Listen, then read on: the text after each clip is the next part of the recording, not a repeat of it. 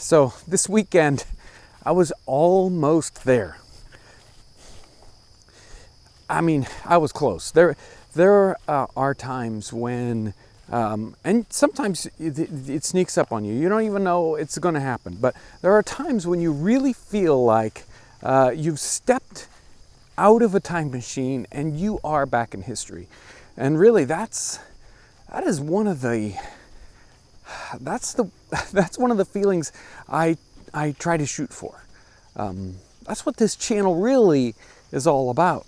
When I know that I can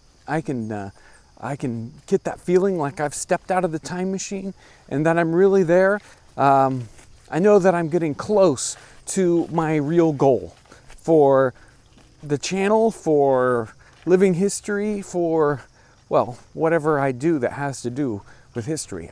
I don't want to just engage with history as something simple like just an intellectual knowledge, or just I tasted something and it tastes like something would have in the 18th century. Those are puzzle pieces. When I study journals to get information or to just enjoy the journal from the 18th century, that's about building puzzle pieces to a greater experience.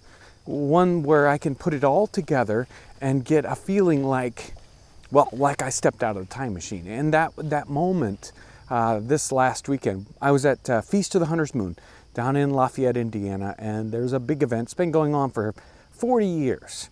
And it's a very public event. A lot of public folks there, so it's a bit more oriented toward people instead of an experience for the participants. So it's generally not an event that I expect that sort of instant emotional feeling to come from. But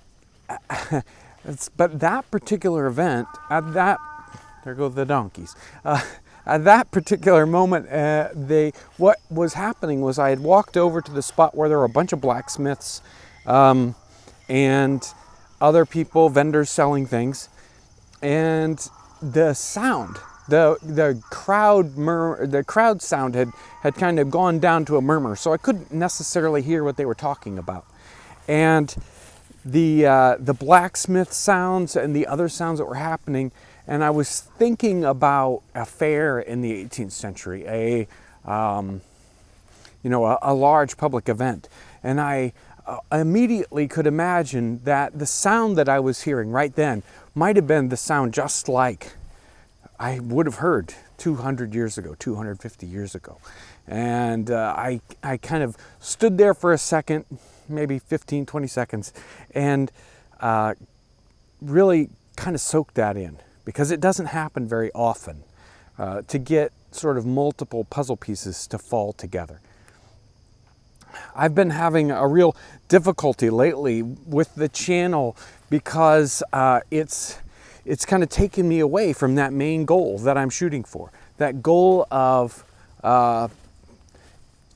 experiencing the 18th century completely and totally.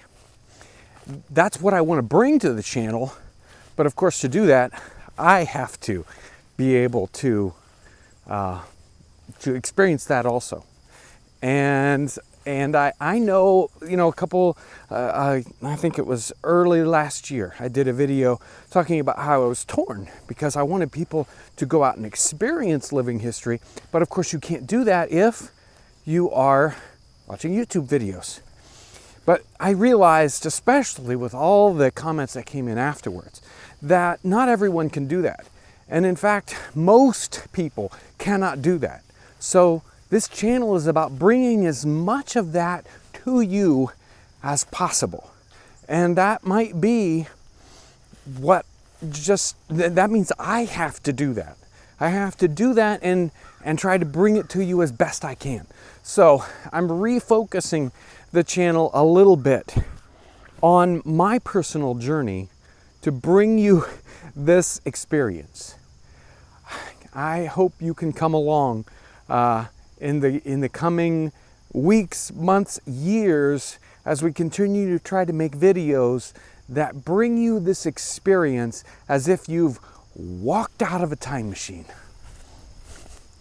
Thanks for joining us today.